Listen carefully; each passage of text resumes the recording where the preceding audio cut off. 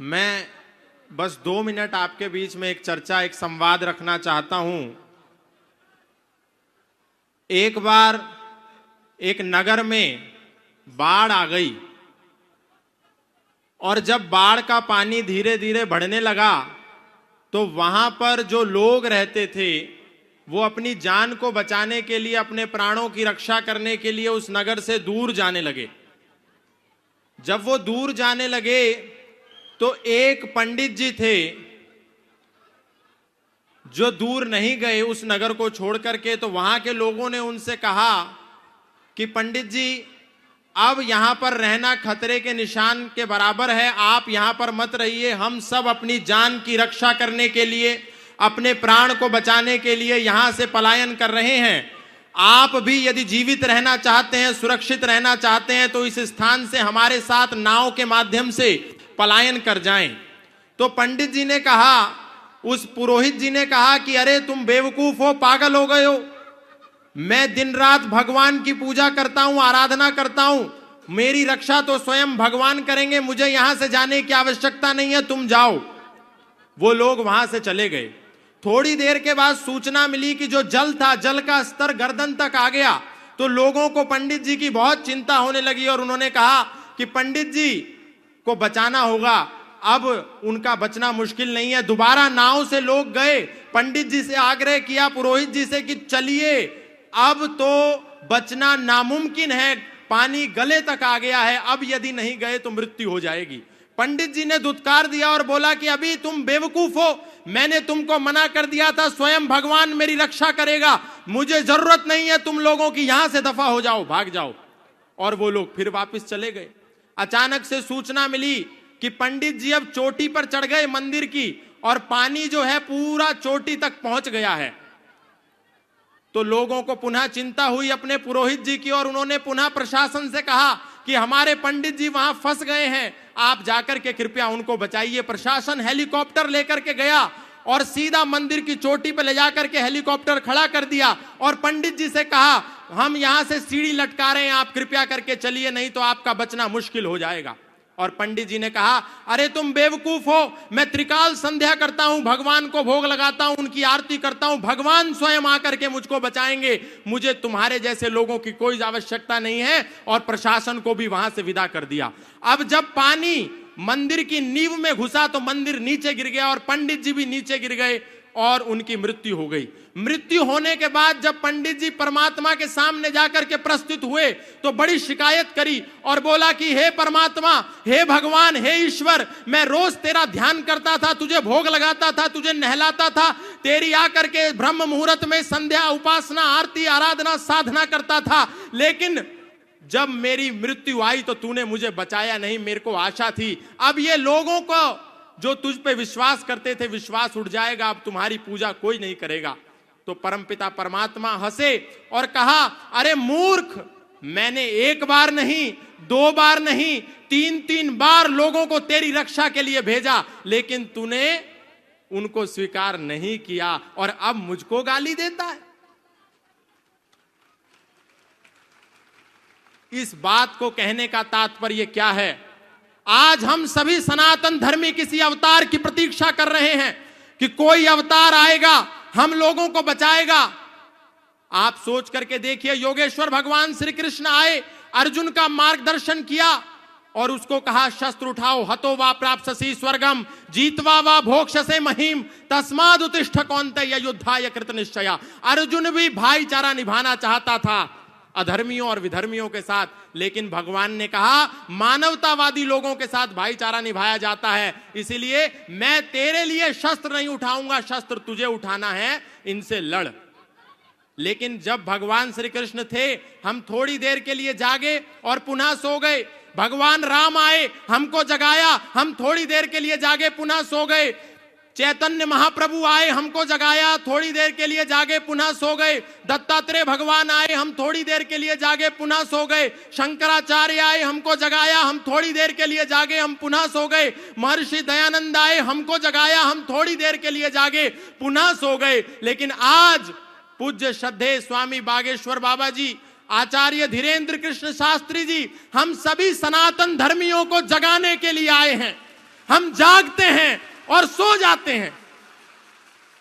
महाराज श्री का एक ही संकल्प है कि सनातनी सनातनी भाई भाई, जातिवाद की खत्म लड़ाई। हम लोगों के बीच में ये जो छुआछूत नाम का विष आ गया है, ये जो ऊंच नीच का जहर आ गया है, ये जो तिरस्कार का भाव आ गया है, एक दूसरे को जब दूर हटाने का भाव है, इसको समाप्त करके हम सब सनातनी एक हो जाएं, एक हो जाएं। पूज्य बाबा जी का संदेश अब यात्रा के रूप में हम सबको आगामी दिवसों में देखने को मिलेगा। महाराज श्री का एक ही संकल्प है, एक ही संदेश है कि हम सबको गले से लगाना है। यदि सनातन को बचाना चाहते हैं तो बाबा जी के कार्य के अनुसार, कृतार्थ कर्म के अनुसार 3 बिंदुओं पर हम सभी सनातन धर्मियों को काम करना है। गले लगाना है अपने भाइयों को, बिछड़े और पिछड़े भाइयों को गले लगाइए, नंबर 1।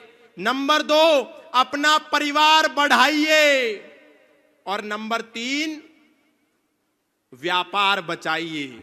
आज पहले एक नारा होता था, हम दो हमारे दो, अब है शेर का बच्चा एक ही अच्छा। और आजकल हमारे सनातनियों के दिमाग में दिवाला घुस गया और कह रहे हैं बच्चा ना बच्ची और नींद आए अच्छी। और वो कह रहे हैं हम 5 हमारे 75, सबके हाथ में ईंट और पत्थर। तो ये भावना जो है गुरुदेव की कि टूट टूट जातियों में बंटते रहे हम, कारण यही था कई सदी कटते रहे हम। बोलूंगा आज सत्य महारथी की तरह, दिनकर ने लिखी उसी रश्मि रथी की तरह। बातें कहूंगा सच्ची, कोई शोक मान ले, चाहे बुराई आज तीनों लोक मान ले। जन्मा हूं इस धरा पे इसी मर्म के लिए, मरना पड़े तो मरूं वेद धर्म के लिए। अरे भूमि थी आर्यावर्त की, विधान नहीं था। अफगान पाक बंगला ईरान नहीं था। गद्दार कोई है तो वो गद्दार हम ही हैं। ये हश्र जो हुआ है जिम्मेदार हम ही हैं। पहले तो टूट टूट रियासत में कट गए, अब दौर ये आया तो सियासत में बट गए। अरे बने मियां मिट्ठू और महान हो गए, छोटा सा पद मिला तो हम सुल्तान हो गए। स्वयं राम कृष्ण की जागीर हो गए, कभी जाट बनिया अहीर हो गए। ठाकुर बने बने हम ही कुम्हार बने हैं, कुर्मी कछार और हम लुहार बने हैं। जैन अग्रवाल और वर्मा हो गए, ब्राह्मण बने कभी तो विश्वकर्मा हो गए। गर्व से गुजर हुए अनुरागी हुए हैं, वाल्मीकि दलित और त्यागी हुए हैं। धर्म की दिशा में अवरोध हो गए, हम ही लोधी लोधे और लोध हो गए। शान बढ़ाने को हम ही लोभी हुए हैं, खतनी खटीक और हम ही धोबी हुए हैं। झींवर बने हरिजन बने अनिरुद्ध बने हैं, पंजाबी हुए और हम ही बुद्ध बने हैं। अरे सबके सिरों पे ताज गर जाति का सजेगा, सबके सिरों पे ताज गर जाति का सजेगा। मुझको बताओ देश फिर ये कैसे बचेगा। खून के प्यासों को हम स्वीकारते रहे, खून के प्यासों को हम स्वीकारते रहे। मेहनत जिन्होंने की उन्हें दुत्कारते रहे। अरे कह दो कि कोई फूट प्रतिवाद नहीं है, कह दो कि कोई फूट प्रतिवाद नहीं है। मेरे धर्म में कोई जातिवाद नहीं है, कह दो कि यहां कोई, कह दो कि यहां कोई छुआछूत नहीं है। सनातन में कोई भी यहां अछूत नहीं है। अरे वेदों की परंपरा को निभाओ तो सही, मिलकर सभी भगवा के नीचे आओ तो सही। इसलिए मैं बहुत अधिक नहीं कहूंगा। पूज्य महाराज श्री का जो संकल्प है, जिसके लिए पूज्य महाराज श्री दिन रात बिना सोए, बिना अपने बारे में सोचे दिन को जागते हैं, सोने का भी समय नहीं मिलता, रातों को जागते हैं। एक हुक सी दिल में उठती है, एक दर्द जिगर में होता है। और गुरुदेव रात को उठकर रोते हैं जब सारा आलम सोता है। तो ये जो गुरुदेव की पीड़ा है, हम सबको अपने भाइयों को गले से लगाने वाली जो पीड़ा है, ये हमको सहन महसूस करके इस पीड़ा से निकाल करके अपने लोगों को उनको गले से लगाना होगा। अंत में एक ही बात कहूंगा बहुत सारे लोगों को, पूज्य महाराज श्री, आपने जब सनातन धर्म का विगुल बजाया और आपने जब सबसे पहले कथा के पंडाल में लोगों को यह संदेश दिया कि यदि हम सनातन धर्म को बचाना चाहते हैं तो हमको चादर और फादर से बचकर रहना होगा, तब देश के प्रत्येक कथा पंडाल से यह आवाज आने लगी जिसको पूज्य महाराज श्री ने शुरू किया था। नहीं तो हम सोचते थे सारे धर्म एक ही तो हैं। ये कुरान जिस रास्ते पर लेकर के जाएगी, ये बाइबल उस रास्ते पर लेकर के जाएगी जहां भगवत गीता लेकर के जा रही है। हम लोग कभी भगवत गीता नहीं पढ़ते और गारंटी कुरान की लेते हैं। हम लोग कभी वेद नहीं उठा करके देखते और दावा बाइबल का करते हैं, जबकि यदि हम पढ़ें तो हमको पता चलेगा कि हमारा वेद तो कहता है संग छद्वम संवदध्वम संवो मनांसि जानताम देवा भागम यथा पूर्वे संजानानाम उपासते। हमारा वेद कहता है सर्वे भवन्तु सुखिनः सर्वे सन्तु निरामया सर्वे भद्राणि पश्यन्तु मा कश्चित् दुःख भाग भवेत्। लेकिन एक समय था जब कथाओं के पंडाल से आवाज आती थी कि हम राम राम बोलते हैं तो हमारे मुंह से अली मौला निकलता है। लेकिन जब पूज्य महाराज श्री ने रोका टोका तो देश का कोई भी व्यक्ति व्यासपीठ से बैठ करके अल्लाहू अकबर नहीं गाता। नहीं तो कितने लोग ऐसे थे, कहते थे कि जब हमारी कथा चल रही हो और नमाज और अजान की आवाज आए तो अपनी कथा रोक दो।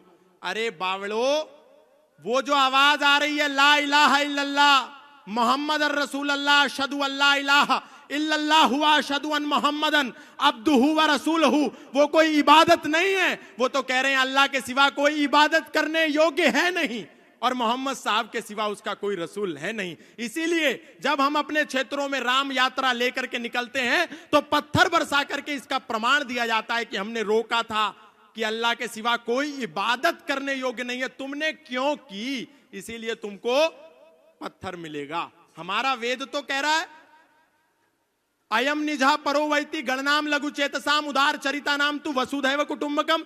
लेकिन उनकी कुरान क्या कह रही है, कातिलुल लजीना ला युमिनूना बिल्लाहि वला बिल यौमिल आखिर वला युहर्रिमूना मा हर्रमल्लाहु व रसूलहु वला यदीनूना दीनल हक मिनल लजीना ऊतुल किताबा हत्ता युअतुल जिज़यत अय दिव्यहुम सागिरून। अपनी गीता का पता नहीं लेकिन कह रहे हैं अरे कुरान भी तो परमात्मा की ओर ले जा रही है। अरे वो तो आपको मानव को मानवता का शत्रु बना रही है। और अभी फादर का जो खेल चल रहा है, हालेलुया, बस एक करा और किसी को भी लिटा दिया। ये सब झूठ ढोंग आडंबर पाखंड, सनातनियों को कहीं जाने की जरूरत नहीं है। आप बालाजी की शरण में आओ, राम जी के शरण में आओ, कृष्ण की शरण में आओ। और आप जिसको पिता परमेश्वर कह करके ईसा मसीह को मुक्तिदाता मान करके बैठ गए हो, वो कोई मुक्तिदाता नहीं है। बाइबल का मैथ्यू 10 स्टेटमेंट नंबर 34, 35, 36 जाकर के पढ़ लेना।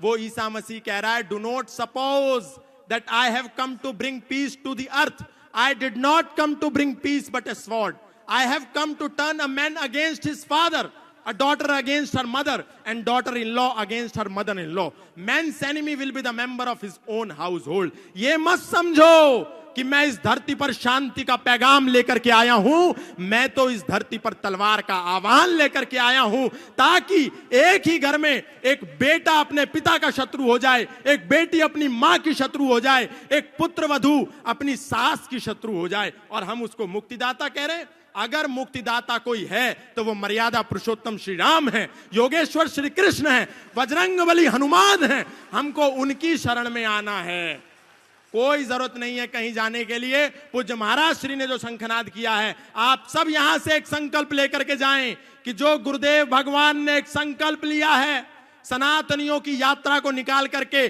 पिछड़े और बिछड़ों को गले लगाने का, आप सब तन मन और धन से उसमें पूर्ण सहयोग करेंगे। हाथ उठा करके बोलिए,